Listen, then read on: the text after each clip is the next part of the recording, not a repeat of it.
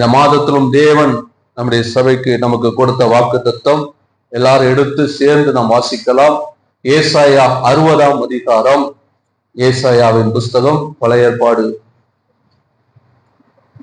ஏற்பாடு புஸ்தகம் 866வது பக்கம், 866, 67, ஏசாயா 60ஆம் அதிகாரம் 22ஆம் வசனம். எல்லாரும் சேர்ந்து நாம் வாசிக்கலாம். எடுத்துக்கொண்டீங்களா? பக்கம் 867. சின்னவன் 1000 சிறியவன் பலத்த ஜாதியும் ஆவான். கர்த்தராகிய நான் ஏற்ற காலத்தில் இதை தீவிரமாக நடக்கிறேன். அல்லேலூயா. சின்னவன் 1000 சிறியவன் பலத்த ஜாதியும் ஆவான் என்று சொல்லி ஆண்டவர் இந்த மாதத்திலே சபைக்கு ஆண்டவர் வார்த்தையை கொடுத்திருக்கிறார். அல்லேலூயா, அல்லேலூயா. ஆண்டவர் ஆபிரகாம் ஒருவனை ஆண்டவர் அழைத்தார். ஆபிரகாமை அழைத்து அவனை ஆசீர்வதித்து அவனை பெருக பண்ணி, ஆபிரகாம் அவன் வயது சென்ற நிலையில ஆண்டவர் அவனுக்கு 100 வயதுல அவனுக்கு ஈசாக்கை கொடுத்தார். அந்த ஒரு பிள்ளை மூலமா ஈசாக்கு யாக்கோபு ஏசாவை பெற்றெடுத்தான். யாக்கோபு 12 பிள்ளைகளை பெற்றெடுத்தான். அந்த 12 மூலமா எகிப்திலிருந்து அவர்கள் புறப்பட்டு வரும்பொழுது 6 லட்சம் புருஷர்கள், கிட்டத்தட்ட 20 லட்சம் பேர் எகிப்திலிருந்து புறப்பட்டு வந்தாங்க. அவ்வளவு பெரும் கூட்டமா அவர்கள் என்ன செய்தார்கள்? புறப்பட்டு வந்தாங்க. அப்படியாக எகிப்திலிருந்து புறப்பட்டு வந்த அவர்கள் கானானை சுதந்திரித்து, கானானிலே அவர்கள் எல்லா ஆசீர்வாதங்களையும் அனுபவித்துக் கொண்டிருக்கும் பொழுது அவர்கள் தேவனுக்கு விரோதமாய் பாவம் செய்தார்கள். தேவனை விட்டு அவங்க அந்நிய தெய்வங்களை அவர்கள் சேவிக்கக்கூடிய அந்த நேரத்துல ஆண்டவர் அவர்களை மற்ற பல காரியங்களாலே அவர்களை தேவன் குறுகி போக பண்ணினார்.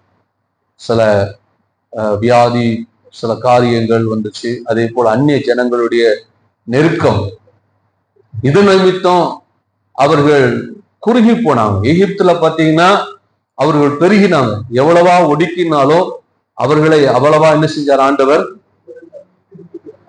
அப்போ ஒரு மனிதன் குறுகி போறதற்கும் பெருகுவதற்கும் சூழ்நிலையோ இடமோ காரணம் அல்ல. அல்லேலூயா. எகிப்துல அவர்கள் நெருக்கப்பட்டாங்க. ஆனா தேவன் அவர்களை என்ன செய்கிறார்? ஆனா தேவன் அவர்களுக்கு வாக்குத்தத்தம் பண்ணின கானான் தேசத்துல அவர்கள் குறுகி போனாங்க. அங்க நெருக்கம் கிடையாது. ஆனால் அங்க என்ன செஞ்சாங்க? சில சொல்லுவாங்க, என்ன பிரச்சனைன்னு தெரியல, வாழ்க்கை இப்படியே இருக்குது, இதே ஒரே பிரச்சனையா இருக்குது. இந்த வீட்டுக்கு வந்ததுல இருந்து அந்த பிரச்சனைமா, இந்த வீட்டுக்கு நாங்க வந்ததுல இருந்தா அந்த பிரச்சனை, இந்த வாசப்படி இங்க வச்சதுனாலதான் பிரச்சனை. அப்போ வாசப்படி எடுத்துருங்க. கிச்சன் அங்க வச்சதான் பிரச்சனை, கிச்சனை எடுத்துருங்க. எது பிரச்சனையும் எடுத்துருங்க. எந்த சூழ்நிலையோ எந்த இடமோ நம்முடைய வளர்ச்சிக்கு தடை கிடையாது. அல்லேலூயா. அவர்கள் எகிப்துல பெருகினாங்க, கானான்ல குறுகி போனாங்க. கானான் தேவன் அவங்க கொடுத்த வாக்குத்தத்தம் பண்ணப்பட்ட தேசம், பாலும் தேனும் ஓடுகிற தேசம், விசாலமா பாலும் தேனும் ஓடுகிற விசாலமான தேசத்துல கர்த்தர் அவர்களை கொண்டு போய் சேர்ப்பேன்னு சொன்னார். விசாலமான தேசம். ஆனா அங்க அவர்கள் என்ன செஞ்சாங்க? நல்ல தேசத்துல குறுகி போனாங்க. நீங்க நல்லா ஜெபம் பண்ணி பிரதிஷ்டை பண்ணி நல்ல பிரியாணி எல்லாம் போட்டு போனா கூட சில நேரங்கள்ல வீடுகள்ல அந்த வீட்டுக்கு போறதுனால சில பிரச்சனைகள் வரும்.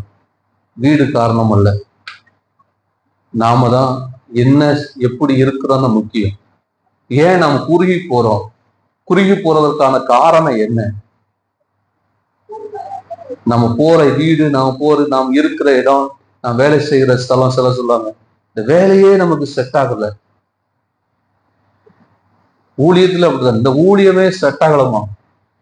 ஒரு பாஸ்டர் இந்த பகுதியில இந்த ஏரியாவை சேர்ந்தவர், திருப்பத்தூர் மாவட்டத்தை சேர்ந்தவர், இந்த பகுதியில ஊழியர் செஞ்சுட்டு இருந்தவர். அங்க வந்த பிறகு கொஞ்ச நாள் எங்களோடு இருந்து ஊழியர் செஞ்சுட்டு இருந்தாரு. அதுக்கப்புறம் தென் பகுதியில அங்க இந்த இடத்துல என்னால் ஊழி செய்ய முடியல, சபையில வளர்ச்சி இல்லை, ஆகவே வேறு இடத்துக்கு எனக்கு போகணும்னு சொல்லி கேட்டு தென் பகுதிக்கு போனார். இப்ப இந்த ஏரியாவுக்கு வர்றதுக்கு முயற்சி பண்ணிட்டு இருக்கிறார். அவர் விட்டுட்டு போன சபை இப்போ வளர்ந்து கொண்டு இருக்கு. ஆனா அவர் இருக்கும்போது வளரல. காரணம் என்ன? நான் இங்க இருந்தா வளர மாட்டேன். நாம் வளர்வதற்கு தடை நாம் இருக்கிற இடம் அல்ல, நாம் சூழ்நிலை அல்ல. இந்த ஊரே நமக்கு ஒத்துக்காது, இந்த ஊரே நமக்கு செட் ஆகாது. எனக்கு நாங்க எங்க ஊருக்கு வந்து பல வருஷங்களா இன்னைக்கு கூட சிலர் கேட்பாங்க, ரெகுலரா சில கடைகளுக்கு வெளியில போகும்போது வெளியில கடைகள்ல கேட்பாங்க, என்னப்பா இந்த ஊர் உங்களுக்கு செட் ஆயிடுச்சா? பல வருஷமா பாக்குற ஆட்கள் கேட்பாங்க. ஆரம்பத்துல நான் சொல்லுவேன், செட் ஆகல, நாங்க செட் பண்ணிக்கிட்டோம். ஏன்னா தேவன் அழைத்த இடம், தேவன் கொண்டு வந்த இடம். அதனால நாம தான் என்ன செய்யணும், அந்த இடத்துக்கு தகுந்த மாதிரி மாறிக்கணும். நம்மளா எங்கேயாவது பரவாயில்ல, வட மாநிலத்திலேயோ வெளி நாடுகள்லையோ, அதாவது மாற்று கலாச்சார ஊழியம், மிஷினரி ஊழியம், அவங்களுடைய மொழி, அவங்களுடைய பழக்க வழக்கங்கள், அவங்களுடைய சாப்பாட்டு முறை, உடை, பல விஷயங்கள் வேறுபட்டு இருக்கும்.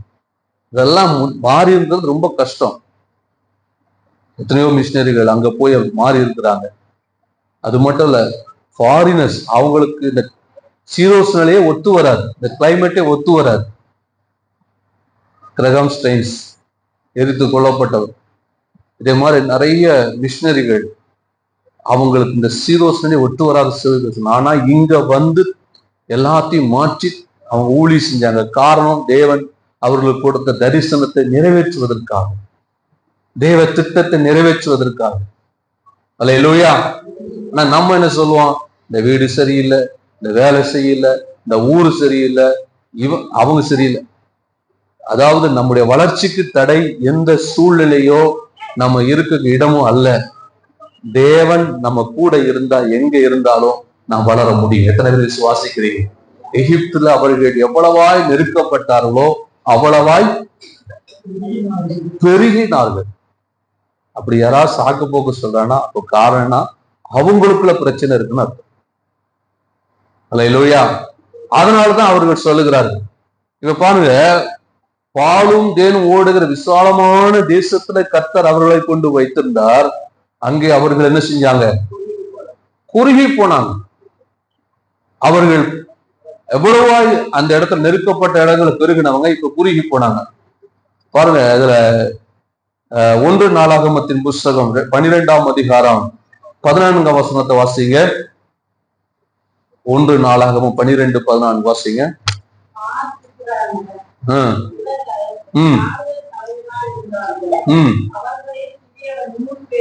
சிறியவன் 100 பேருக்கும், அதாவது அவர்களை தேவன் கானான் தேசத்துக்கு கொண்டு வரும்பொழுது 100 பேருக்கு ஒரு தலைவர்னா வேற யாராவது ஒரு தலைவர் இல்ல, அவங்க கோத்திரத்துல ஒரு தலைமையான ஒரு ஹெட்டா இருக்கிற ஒரு ஆளை ஒரு மூப்பரா தலைவரா ஆண்டவர் ஏற்படுத்தினார். ஏன்னா அவங்கள 100 பேரை நடத்தணும். இது மோசே நாட்கள்ல இருந்து அது ஏற்படுத்தப்பட்டது. ஏன்னா மோசே எல்லாத்தையும் விசாரிக்கும் போது அவன் சோர்ந்து போயிடறான். அதனால 100 பேருக்கு ஒரு ஆளு, 1000 பேருக்கு ஒரு ஆள் அப்படின்னு சொல்லி பிரிச்சான். அவ்விதமாக சிறியவன் என்று சொன்னால், ஒரு சின்ன ஒரு குடும்பம்னா அவன் 100 பேரை உள்ளடக்கியவன் தான் சின்ன குடும்பம். பெரியவன் என்று சொன்னா 1000 பேரை வைத்திருக்கிறவன் தான் பெரிய குடும்பம். ஆனா இப்போ இஸ்ரவேல் தேசத்தோட நிலைமை எப்படி மாறிடுச்சு அப்படின்னா, பெரியவனே 100 பேர் வச்சிருக்கிறாள், சிறியவன் தான் அதுக்கும் குறைவாக 10 பேரோ 50 பேரோ. அப்ப அந்த அளவிற்கு அவர்கள் என்ன செஞ்சாங்கன்னா குறுகி போனாங்க. இன்னும் சொல்ல போனா, ஆண்டவர் அவர்களுக்கு கொடுத்த அந்த எல்லைகளிலும் குறுகி போனாங்க. கர்த்தர் அவங்களுக்கு கொடுத்த எல்லைகள் என்ன செஞ்சாங்க? நீங்க நியாயாதிபதி புஸ்தகத்துல எல்லாம் வாசிக்கும் போது மீதியானியர்கள், அமலேக்கியர்கள், இவங்கெல்லாம் அவங்களுக்கு விரோதமா வந்து அவங்களை ஒடுக்கினாங்க, அவங்க பாவம் செய்வது ஒடுக்கினாங்க. ஆனா தாவீது நாட்கள்ல தாவீது என்ன பண்ணானா, எந்தெந்த தேவன் கொடுத்த எல்லையெல்லாம் மற்ற ஜனங்கள் அபகரித்தாங்களோ, சுதந்திரித்து கொண்டாங்களோ, அதுல இருக்கிற ஆட்கள் எல்லாம் துரத்தி அடிச்சுட்டு அந்த எல்லையெல்லாம் திரும்ப என்ன செஞ்சான்? சுதந்திரித்து கொண்டான். சுதந்திரிக்காத இடங்களையும் சுதந்திரித்து கொண்டான். ஏன்னா அவன் நாட்கள் வரைக்கும், யோசுவாவின் நாட்கள்ல இஸ்ரவேல் தேசம் சுதந்திரமா கொடுக்கப்பட்டுச்சு, பங்கிட்டு கொடுக்கப்பட்டுச்சு. அதுக்கப்புறம் நியாயாதிபதி நாட்கள்ல இருந்து, நியாயாதிபதிகள் நாட்கள் முடிந்தும் சவுலை முதலாவது ராஜாவாக ஏற்படுத்தியும் சுதந்திரிக்கப்படாத சில இடங்கள் இருந்தது. முக்கியமா எபூஸ். அந்த எபூஸ் என்ற அந்த பட்டணத்தை தாவீது நாட்கள் என்ன செய்யணும்? தாவீது போய் சுதந்திரித்தான். அல்லேலூயா, அல்லேலூயா. இப்ப பாருங்க, நமக்கு கொடுக்கப்பட்ட சில சுதந்திரத்துல கூட இன்னைக்கு நம்ம குறுகி போகிறது உண்டு. பல விதங்கள்ல அவன் ஜனத்தொகத்திலும் குறுகி போனாங்க, இட எல்லையிலையும் குறுகி போனாங்க. இப்படி மற்ற ஜனங்கள் அவர்கள் நெருக்க தேவனுக்கு விரோதமாய் அவர்கள் பாவம் செய்ததுனால, தேவன் அந்நியர்கள் கையில ஒப்பு கொடுத்ததுனால அவர்கள் என்ன செஞ்சாங்க? குறுகி போனாங்க. அல்லேலூயா.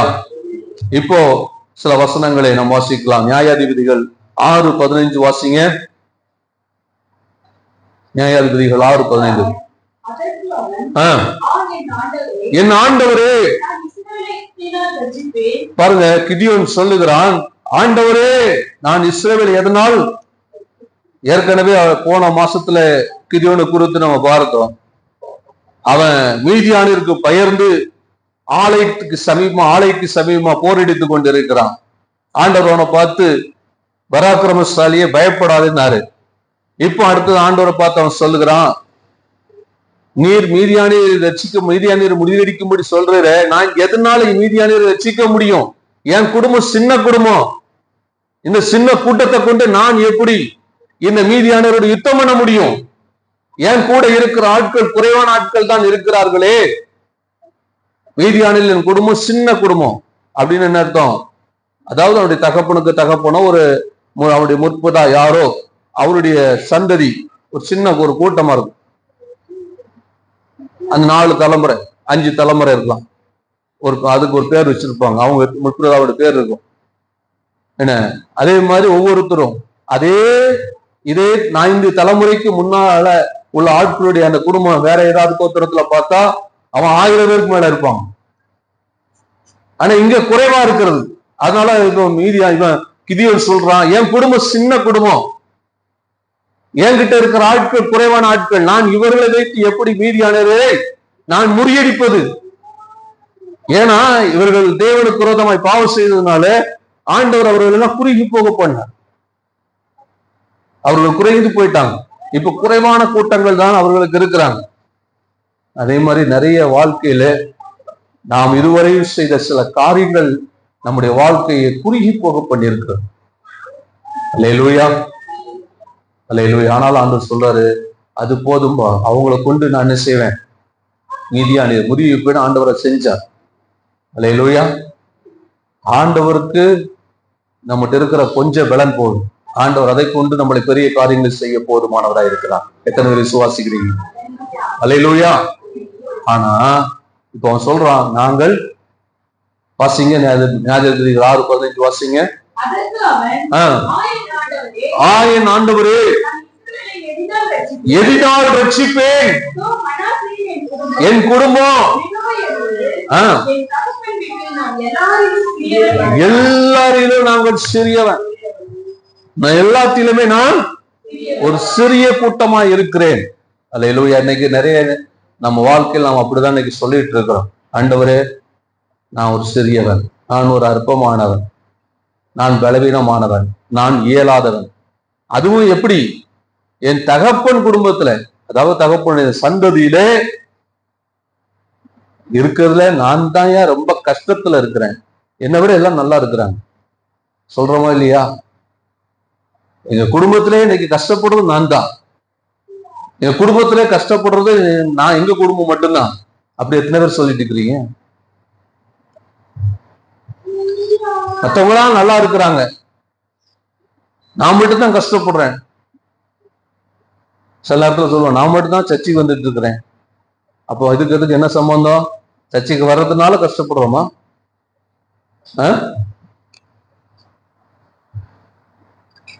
அல்லேலூயா. எதனால கஷ்டம்? எதனால கஷ்டம்? சர்ச்சுக்கு வர்றதுனால கஷ்டமா, ஆண்டவர் ஏற்றுக்கொண்டதுனால கஷ்டமா, எதனால கஷ்டம்? இல்ல நம்முடைய பலவீனம், நாம் செய்கிற தவறுனால நாம் சில கஷ்டங்களை அனுபவித்துக் கொண்டு இருக்கிறோமா? எதனால கஷ்டம்? நானே எங்க குடும்பத்துல எல்லாரும் நான் சின்னவன், என் குடும்பத்துல எல்லாத்தையும் காட்டிலும் நான் தான் ரொம்ப கஷ்டப்படுறேன், நான் தான் எளிமையா இருக்கிறேன், நான் தான் வறுமையில இருக்கிறேன், நான் தான் தரித்திரத்துல இருக்கிறேன், நான் தான் படிப்பறிவு இல்லாமல் இருக்கிறேன், எனக்கு தான் இந்த வசதி இல்லை, எனக்கு தான் சொந்த வீடு இல்லை, எனக்கு தான் வாகனம் இல்லை, மற்றவங்க நல்லா இருக்கிறாங்க, சபைக்குற எல்லாரும் நல்லா இருக்கிறாங்க, என் வாழ்க்கை தான் இப்படி இருக்குது, என் குடும்பம் தான் இப்படி இருக்குது. எத்தனை பேர் நினைக்கிறீங்கன்னு தெரியல. இருக்கிறோமா? அல்லேலூயா சொல்லலாம். என் குடும்பம் எல்லாத்திலும் நான் தான் சிறியவன். அல்லேலூயா. இதே போல இன்னொரு மனுஷன்னு சொன்னான். 1 நாளாகமம் 4ஆம் அதிகாரம் 9ஆம் வசனத்தை வாசிங்க. 1 நாளாகமும் 4:9.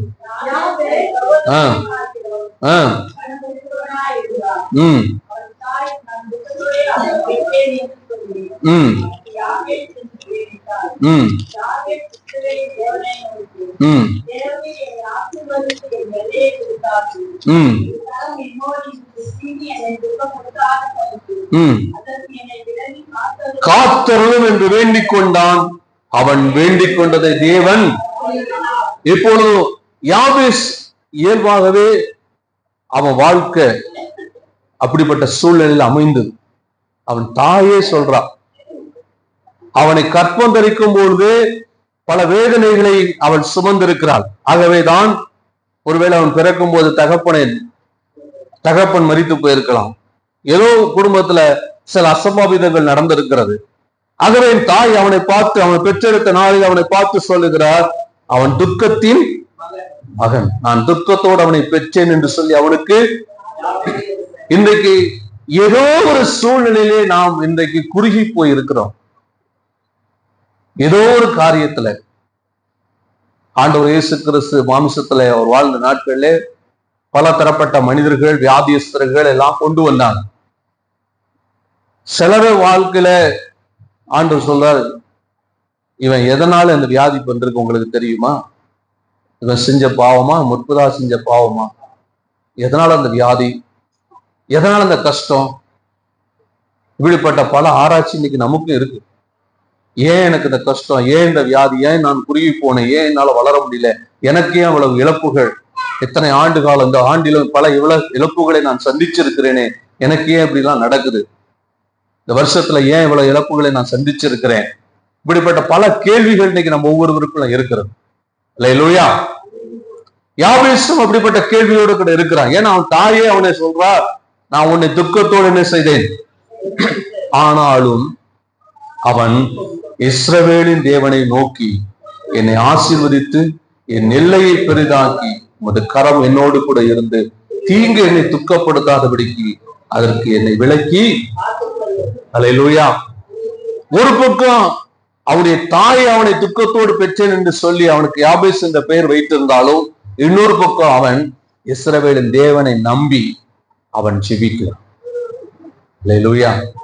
இஸ்ரவேலின் தேவனை நம்பி ஜெபிக்கிறான். என்ன ஜெபிக்கிறான்? ஆண்டவரே என்னை ஆசீர்வதித்தின் எல்லைய.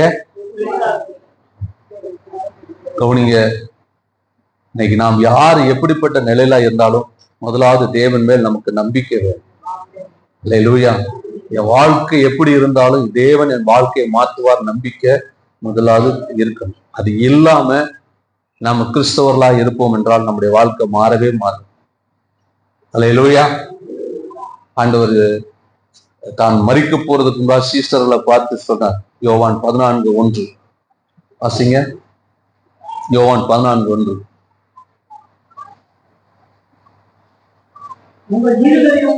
உங்கள் இருதயம் கலங்காதிருப்பதாக தேவனிடத்தில் விசுவாசமாயிருங்கள், என்னிடத்திலும் விசுவாசமாயிருங்கள். அல்லேலூயா. நாம் எந்த சூழ்நிலை, ஏன்னா இன்னும் கொஞ்ச நாள்ல அவர் மரிக்க போகிறார், ஆடுபட போகிறார். இதெல்லாம் கண்டா நிச்சயமா யூதர்கள், சீசருடைய உள்ளம் கலங்கி போகும், அவங்க சோர்ந்து போயிடுவாங்க. ஆண்டவருக்கு நல்லா தெரியும் இதெல்லாம் நடக்க போகும்போது அவங்க நிச்சயம் கலங்கிடுவாங்க. அதனால்தான் அவர் மரிப்பதற்கு முன்பாக, பாடுபடுவதற்கு முன்பாக சீசரிடத்தில் சொல்லுகிறார், உங்கள் இருதயம் கலங்காதிருப்பதாக. என்ன செய்யுங்க? தேவனிடத்துல விசுவாசமாயிருங்க, என்னிடத்திலும் விசுவாசம். தானும் தேவன் என்பதற்கு தேவன் அங்க சொல்லுகிற ஒரு வார்த்தை. பலர் கேட்கிறாங்க, இயேசு கடவுளா? இயேசு எங்கேயா தன்னை கடவுள் என்று சொல்லியிருக்கிறாரா? இந்த வார்த்தையை நிறைய பேர் கேட்கிறாங்க. மாற்று மதத்தை சேர்ந்த அநேகர் கேட்கிறாங்க. ஆனா பல இடங்களிலே தான் தேவன் என்பதை இயேசு நிரூபித்திருக்கிறார். இந்த இடத்துல கடவுளை விசுவாசிங்க, என்ன விசுவாசிங்க என்ன அர்த்தம்? அவர் கடவுள் இல்லாவிட்டால், அவர் வெறும் மனிதனாய் மாத்திரம் இருந்தால் இந்த வார்த்தையை அவர் சொல்ல வேண்டிய அவசியம் இல்லை. தானும் தேவன் என்பதனாலே தான் மரிக்க போகிறேன்னு தெரியும், என்ன விசுவாசிங்கன்னு எப்படி சொல்ல முடியும்? அவரு சொல்லுங்களேன். அவர் மரிக்க போறேன்னு அவருக்கு தெரியும். இப்போ எனக்கு மரணம் நேரிடும் போது கவலைப்படாத, நான் எப்போ உன் கூட இருப்பேன் அப்படின்னு சொல்ல முடியுமா? சொல்ல முடியுமா? அப்போ அவர் சொல்றாருன்னு என்ன அர்த்தம்? அவர் கடவுளாய் இருக்கிறதுனால மரணத்தை வென்று திரும்பவும் அவர் உயிரோடு வருவார். திரும்பவும் அவர் உயிரோடு கூட என்றென்றைக்கு இருக்கிறதுனால அவர் என்னிடத்தை விசுவாசம் வையுங்கள் என்று சொல்லுகிறார். அல்லேலூயா. ஆகவே இயேசு கடவுள் என்பதற்கு பல காரியங்கள் இருக்கு.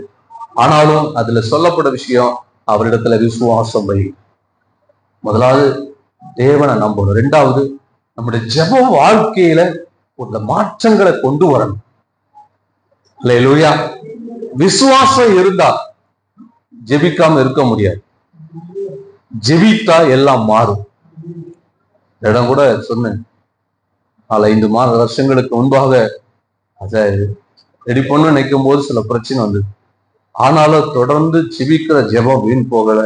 கர்த்தர் ஒரு நேரம் வரும்போது எல்லாத்தையும் செய்கிறார். அல்லேலூயா. போன மாசத்துல பாலியன் சேவை குறித்து, அவருடைய ரட்சிப்பை குறித்து சொன்னேன். அவனுக்காக அந்த தாயார் ஜெபம் பண்ணாங்க, ஆண்டவர் ரட்சித்திருந்தார். ஆனா அவருடைய ஜெப வாழ்க்கை மாலை 7 மணிக்கு படுக்கைக்கு போயிடுவாராம். சாயந்தரம் 7 மணிக்கு படுக்கை போயிடுவாராம். இரவு 12 மணிக்கு எழுந்திருப்பார். ஒரு நாளைக்கு 5 மணி நேரம். 12 மணிக்கு எழுந்திருக்கிறார். காலை 7 மணி வரைக்கும் என்ன செய்வார்? ஜெபிக்கிறார். அவர் சாகிறதுக்கு முன்னால 10 லட்சம் பேரை ஆதாயம் பண்ணணும்னு அவர் வாஞ்சித்தார். தேவன் அவருடைய சித்தத்தையும் அவர் விருப்பத்தையும் நிறைவேற்றினார். அல்லேலூயா. அப்போ யாருடைய வாழ்க்கையில கர்த்தர் அவங்களுடைய விருப்பத்தை நிறைவேற்றுகிறவரா இருக்கிறார்னா ஜெபிக்கிற மனிதனுடைய வாழ்க்கை. இங்க யாபேஸ் ஜெபித்தான், அவன் வேண்டிக் கொண்டதை ஜெபம் பண்ணா எல்லாம் மாறும். அநேகருடைய வாழ்க்கையில மாற்றத்தை எதிர்பார்க்கிறோம், ஆனா ஜெப வாழ்க்கையில மாற்றம் கொண்டு வர முடியாம திணறிட்டு இருக்கோம். நீங்க ஜெப வாழ்க்கையில ஒரு மாற்றத்தை கொண்டு வாங்க. வருஷ கடைசியில வந்துட்டோம். பல பிரச்சனைகள் உங்க வாழ்க்கையில, பல கஷ்டங்கள் இருக்குது, பல விதமான இழப்புகளை சந்தித்திருக்கலாம், பல நெருக்கமான சூழ்நிலை. உங்க ஜெப வாழ்க்கையை அதிகப்படுத்தணும். எடுத்த உடனே நம்மளால, நானும் பல முறை அவரை போல ஜெபிக்கணுங்கிற எண்ணம் எனக்கு வந்திருக்கு. எத்தனையோ பேரு அந்த தென்கொரியா தேசத்துல ஏற்பட்டது போல ஒரு பெரிய அந்த ஒரு எழுப்புதலை பார்க்கணும் அப்படின்னு போயிட்டு வந்தாங்க. ஆனா யாரும் அந்த எழுப்புதலை கொண்டு வரல. சமீபத்துல நம்முடைய தமிழ்நாட்டுல ஹாட் பிளேஸ், அதுல ஒரு சபையில மோகல்சி, முழங்கால் யுத்தம், எல் ஜோசப் அவங்க எல்லாம் ஒரு கூட்டம் நடத்திருக்கிறாங்க. அவர்கள் நடத்தின கூட்டத்துல அங்க வந்த அதாவது அங்க இருக்கிற லோக்கல்ல இருக்கிற பெரிய அது நகரம், அதுல உள்ள சபைகள்ல இருக்கிற எல்லா ஊழியர்களையும் கூட்டு வச்சு பேசி அவங்க நடத்திருக்கிறாங்க. ஒரு 1000 பேருக்கு மேல இருக்கிற சபைகள் எத்தனை அப்படின்னு சொல்லி கேட்கும் போது எண்ணி 1, 2, 3 கை தான் தூக்கிது.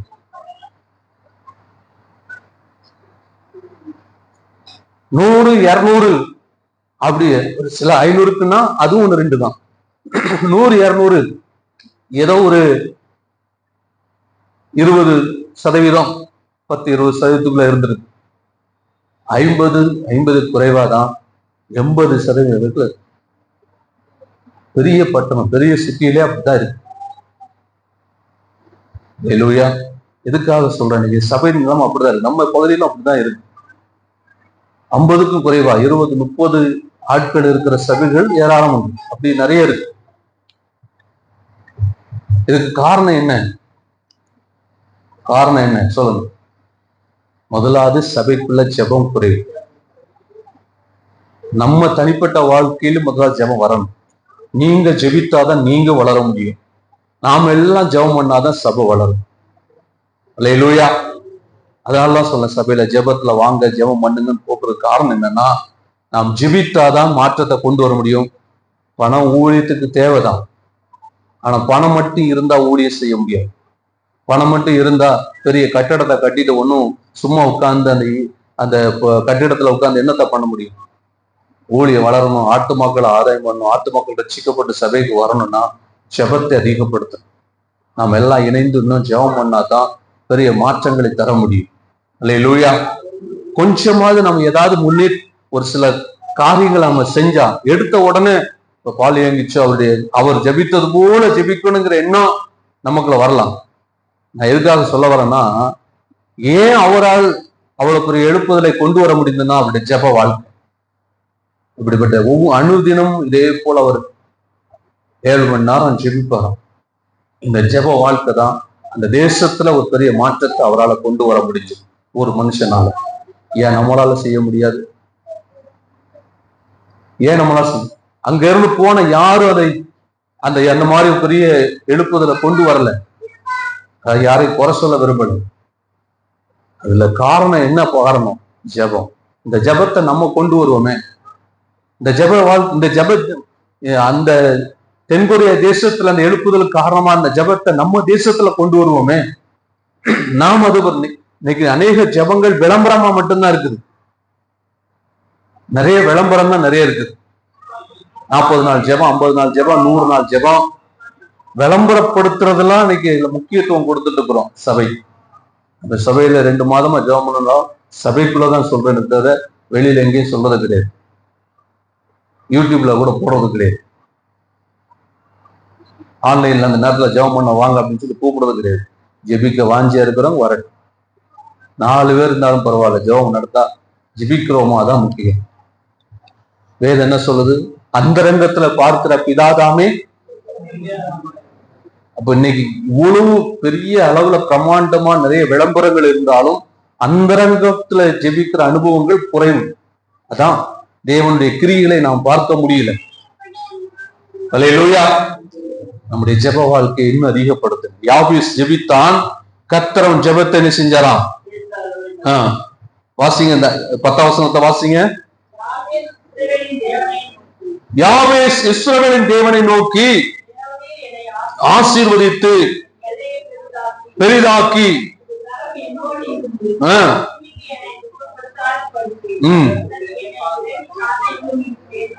அவன் வேண்டிக் கொண்டதை தேவன், அப்படின்னா அவன் வேண்டிக் கொண்டபடியே காரியத்தை சொல்றேன். கர்த்தர் அவன் என்னத்தை வேண்டிக் கொண்டான்? என் ஆசீர்வாதத்தின் எல்லையை. அப்ப அவன் வேண்டிக் கொண்டபடியே தேவன் அவன் என்ன செஞ்சார்? அவன் எல்லைகளை பெரிதாக்கி அவனை பெருக பண்ணியிருக்கிறார். ஒரே ஒரு ஆபிரகாமை அழைத்து ஆண்டவர் சொல்லுகிறார். வாசிங்க, ஆதியாகமம் 12:2 வாசிங்க. ஆதியாகமம் 12:2. நான் உன்னை பெரிய ஜாதியாக்கி. பாருங்க, பெரிய ஜாதின்னா இன்றைக்கு நாம சொல்லக்கூடிய ஜாதி அல்ல, ஜாதி அந்த பிரிவு அல்ல. ஜாதி என்பது இனக்கூட்டம். நான் உன்னை பெரிய ஜாதினா பெரிய இனக்கூட்டம். இன்னும் சொல்ல போனா சின்னவன் 1000 சிறியவன் பலத்த ஜாதி என்பது ஒரு பெரிய தேசத்தை குறிக்கிற வார்த்தை. ஒரு இனக்கூட்டத்தை, பெரிய தேசம், ஒரு இனக்கூட்டங்கள் அடங்கிய ஒரு பெரிய இனக்கூட்டங்கள் அடங்கிய ஒரு தேசம், ஒரு ஊரு நாடு இல்ல. அல்லேலூயா. அப்ப ஆண்டவர் ஒரு மனிதனை அழைத்து, ஒரு மனிதனை பார்த்து ஆண்டவர் சொல்லுகிறார், நான் உன்னை என்ன செய்வேன்? பெரிய ஜாதியாக. ஒரு மனிதனை ஒரு பெரிய தேசமாக தேவனால் மாற்ற முடியும்னா நீங்களும் நானும் ஜெபித்தா கர்த்தர் உங்களை 1000 உங்களை பெருக பண்ண போதுமானவராக இருக்கிறார். எத்தனை பேர் விசுவாசிக்கிறீங்க? அல்லேலூயா. அன்னைக்கு மோசே பிரிக்கும் போது சின்னவன்னா 100 பேரு, பெரியவன்னா 1000 பேரு. ஆனா இப்ப ஆண்டு சொல்றாரு, எப்பா சின்னவன் யாரு? 1000 பேர் இருக்கு பத்தியா, அவன் தான் சின்னவன். மோசே பிரிக்கும் போது 100 பேரை சின்னவனா பிரிச்சான். இப்ப ஆண்டு சொல்றாரு, 1000 பேர் இருக்கிறான் பத்தியா, சின்னவனா 1000 பேர் இருக்கிறவனா சின்ன. அல்லேலூயா. அது எப்ப மாறும்? எப்ப மாறும்? முதலாவது தேவனை விசுவாசிக்கணும், இரண்டாவது நம்ம ஜெப வாழ்க்கை அதிகரிக்கணும். உங்க ஜெப வாழ்க்கை அதிகரிக்கிறேன், கர்த்தர் நிச்சயமாய் உங்களை பெருக பண்ண போதுமானவராக இருக்கிற. சின்னவனா இருக்கிற அவன் சொல்றான், இதையும் என் குடும்பம் சின்ன குடும்பம், சின்ன குடும்பமா, நீ சின்னவனா. தாவீது ஒரு சின்ன மனுஷனா, சாதாரண அற்பமானவனா இருந்தான், ஆடு மேய்த்து கொண்டிருந்தான். கர்த்தர் அவனை பெருக பண்ணினான், ஆபிரகாமை பெருக பண்ணினான். அதே ஆண்டவர் உங்களை என்னையும் எல்லாவற்றிலும் பெருக பண்ண போதுமானவராக இருக்கிறார். அல்லேலூயா. நாம் ஜெபிக்க கர்த்தர் வருகிற நாட்களிலே, புதிய ஆண்டிலே உங்களை எல்லா காரியங்களிலும் பெருக பண்ணுவார். ஓசியால நான் வாசிக்கும் போது அதுல ஆண்டவர் இஸ்ரவேல் ஜனங்களை பார்த்து சொல்லுகிறார், உங்களுக்கு அப்பத்தையும் தண்ணீரையும் உங்கள் திராட்சரசத்தையும் கொடுக்கிறவரும் உங்களுடைய வெள்ளியும் பொன்னையும் பெருக பண்ணுகிறவருமாகிய கர்த்தர் என்று தன்னை குறித்து சொல்லுகிறார். அல்லேலூயா. வெள்ளி பொன் என்பது அவருடைய பொருளாதாரம். இன்னைக்கு உங்க வாழ்க்கையில வேண்டிய எல்லாவற்றையும் உங்களுக்கு கொடுக்கிறவரும், உங்களுக்கு வேண்டிய பொருளாதாரத்தை பெருக பண்ணுகிறவரும் நம்முடைய தேவனாகிய கர்த்தர் ஒருவர். அல்லேலூயா. இன்னைக்கு ஐயோ நான் கஷ்டப்பட்டு நான் வேலை பார்க்கிறேன், நான் இன்னைக்கு ரொம்ப கஷ்டப்பட்டு சம்பாதிக்கிறேன், ஏதோ எனக்கு இவ்வளவுதான் குறைவான வருமானம் வருதுன்னு நீங்க நினைக்கலாம். ஒரு சம்பவம் ஞாபகத்துக்கு வரதுனால டைமை பார்க்குறேன், சொல்லிடலாமான்னு யோசிக்கிறேன், சொல்லிட்டே போயிட்டேன். அல்லேலூயா. ஒரு ஒரு சம்பவத்தை வாசிச்சேன். ஒரு ஏழை ஒரு மனிதன் ஒரு இடத்துல வேலை செய்து கொண்டிருந்தான். அவனுடைய பலவீனம் நிமித்தம் அவனை தொடர்ந்து அவனால வேலை செய்ய முடியல. அப்படிப்பட்ட சூழ்நிலை, தனக்கு இருக்கக்கூடிய கொஞ்சம் வருமானத்துல அவன் ஒரு பிசினஸ் செய்யலாம்னு சொல்லி ஆசைப்பட்டு ஊறுகாய் செஞ்சு வியாபாரம் பண்ணி இருக்கிறான்.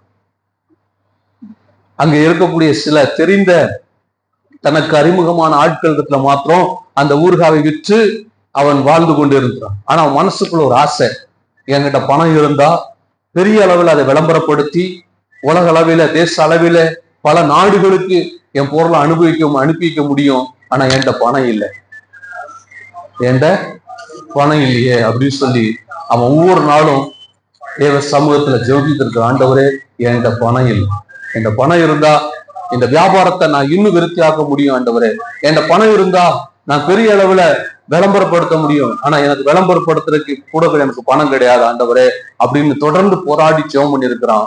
ஒரு நாள் அவன் வித்து அந்த ஊறுகாய் அதை வாங்கிட்டு அவனுக்கு தெரிஞ்ச ஒருத்தர் அம்மா வாங்கிட்டு போய் அவங்க வேலை பார்க்கிற அந்த கம்பெனியில போய் அவங்க மதியம் லஞ்ச் டைம்ல அவங்க சாப்பிட்டு கொண்டு இருக்கும் போது அந்த கம்பெனியுடைய எம்டி வந்திருக்கிறாரு. வந்து என்னமா சாப்பாடு உங்க வீட்டுல அப்படின்னு சொல்லி விசாரிக்கும் போது இந்த ஊறுகாவை நம்ம வச்சிருக்கிறாங்க. அந்த எம்டி எடுத்து என்னமா அது ஊறுகா அப்படின்னா அதுக்கு லேபிளே கிடையாது. நமக்கு label, expiry date, manufacturing date எல்லாம் இருந்தும் ஊறுகாய் நல்லா இருக்காது, அதுக்கு லேபிளே இல்லை. சாப்பிட்டு பார்த்தேன்னா என்னம்மா இவ்வளவு பிரமாதமா இருக்குது, எங்க வாங்கின, யார் வாங்கினேன், அப்ப இந்த ஆள் வாங்கினேன். அப்போ அந்த எம்டி அந்த ஆளை வரவழைச்சு அவங்களோட கூப்பிட்டு, நீ ஒவ்வொரு வேலை தெரியுமா, இத மேனுஃபேக்சரிங் பண்ணி கொடுக்கணும், உனக்கு வேண்டிய பணத்தை முதல் நான் தரேன், மார்க்கெட் எல்லாம் நான் பார்த்துக்கிறேன், மார்க்கெட்டிங் நான் பார்த்துக்கிறேன், நீ மேனுஃபேக்சரிங் பண்ணி கொடு, நீ தயார் பண்ணி கொடு அப்படின்னு சொல்லி அந்த மனிதன் அந்த ஊறுகாவை தயார் பண்ண சொல்லி அந்த மனிதன் அதை தயார் பண்ணி கொடுத்ததெல்லாம் அதை மார்க்கெட் பண்ணி உலகளவில் அந்த ஊறுகாவை பிரபலப்படுத்தி. காரணம் ஜெபம்.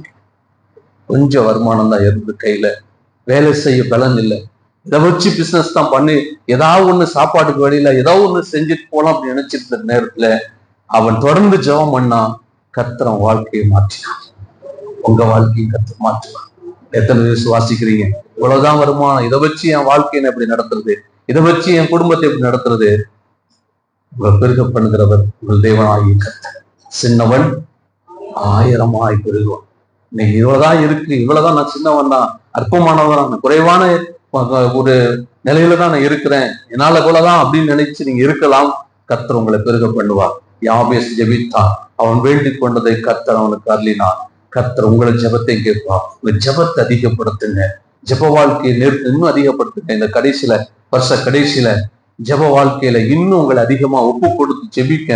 இன்னும் பாருங்க, ஆமோஸ்ல ஓசியால வாசிக்கும் போது, ஆண்டவர் உங்க பரிசுத்த உபவாச நாளை நியமிங்க, ஜெபம் பண்ணுங்க, அப்படிங்கிறத ஆண்டவர் வலியுறுத்துறார். அடுத்த வாரத்தில் தியானிக்கலாம். கர்த்தர் இந்த நாள்ல உங்களை ஜெப வாழ்க்கையில உங்களை இன்னும் ஊக்கப்படுத்த, உங்கள் ஜெப வாழ்க்கையை அதிகரித்த ஆண்டவர் உங்களை இந்த நாள்ல உங்களை தட்டி எழுப்புகிறார். ஜெப வாழ்க்கையை அதிகப்படுத்துங்க. ஆண்டவர் வர நாட்களில் பெரிய காரியங்களை செய்வாராக.